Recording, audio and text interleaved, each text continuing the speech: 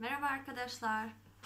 Bugün sizinle yeni bir şey çalışacağız. Şöyle, Makedonca'da temeller derken bazı kurallar var. O kuralları bilmemiz gerekiyor. Yani bu her dilde var olan bir şey ve her dilde önemli bir şey oluyor. Çünkü bir cümle kurabilmek için bize en azından yani temel kurallar lazımdır. Şimdi Makedonca'da temeller nedir diye soruyorsanız şöyle, yani Makedonca'da Sırpça, Rusça, ondan sonra diğer Avrupa dillerde de aynı var olan bir şey. Mesela İtalyanca, Fransızca, Almanca da var. Bunlar biz gramerde cinsiyetler diyoruz. Aslında onlar kelimelerin grupları diyebiliriz. Yani daha basit bir şekilde ezberlemek için kelimelerin çeşitleri, grupları da diyebiliriz. Şimdi o kelime çeşitleri nasıl oluyor? Neden değişiyor? İşimize nasıl yarar? Vesaire vesaire. Bugün birazcık anlatacağım size. Şimdi şöyle. Kelimeler önce şöyle şunlardan başlıyoruz. Tabii ki isimlerden, yani her şey, etrafımızda her şey bir isimdir yani. Şimdi o nesne, yani canlı cansız olursa da kendi bir ismi var ve o ismi yani biz ya tekilde kullanabiliriz ya da çoğulda kullanabiliriz.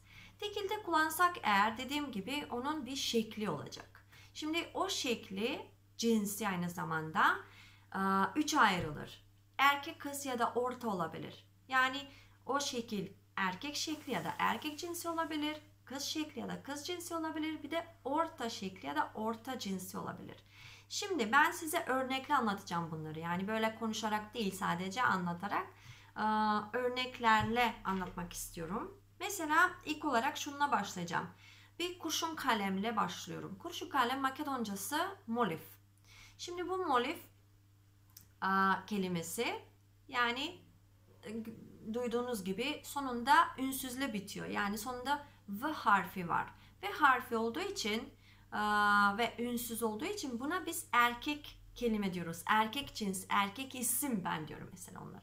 Şimdi erkek kelime olduğu için bu kız ya da orta cinse dönüşemez. Yani başka bir cins olamaz. O halde olduğu gibi öyle kullanılır. Nasıl onu anlıyoruz? Erkek mi, kız mı, orta mı diye soruyorsanız, mesela şu an yani molivden bahsediyorum. Sonunda ünsüzle bittiği için erkek grubuna giriyor. Yani basittir. Gördüğünüz gibi sonunda ünsüzle bittiği için erkek oluyor. Molif erkek oluyor. Tamam. Şimdi devam ediyorum. Mesela diyelim ki kitap. Bir kitap, Makedonca'da kitap diyebilmek için knjiga diyoruz. Şimdi knjiga sonunda, yani knjiga kelimenin sonunda a var. A olduğu zaman a ile biten tüm kelimeler kız grubuna girer. Demek ki kız isimler oluyor. Aynen öyle. Knjiga kız isim. Tamam. Mesela bununla ait, yani şöyle diyelim, en çok hangi cins var diye soruyorsanız, kız da var, erkek de var. Orta cins en az oluyor. Önümde bir şey daha var kız cinsi olan. Mesela silgi. Silgi guma oluyor. Sonunda a ile bittiği için bu da kız isim ve knjiga ile beraber. Bakın yani tabii ki cinsiyet olamaz. Yani cansız nesnelerin cinsiyeti olamaz. Peki nasıl anlıyoruz diye soruyorsanız, tekrardan söylüyorum. Kelimenin yapısına bakıyoruz. Kelimenin son harfine bakıyoruz. Son harfine göre hemen anlayabiliriz. Erkek mi, kız mı, orta mı? Son olarak şöyle diyoruz. Mesela şunu alıyorum önüme. Çiçekler, yani çiçek Makedoncası cveke. Cveke. Şimdi cveke kelimesinin sonunda e harfi var. E harfi ise nasıl oluyor? Bir ünlü oluyor, değil mi? Yani bir sesli oluyor. Sonunda e ya da o harfiyle biten kelimeler, yani isimler, orta isimlerin grubuna giriyor.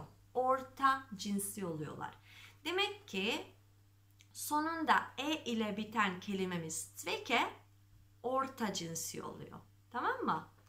Bu arada benim içtiğim kahve de Makedoncası kafe ve o da orta cinslerin grubuna giriyor. Bugün için bu kadar. Teşekkür ederim. Ciao.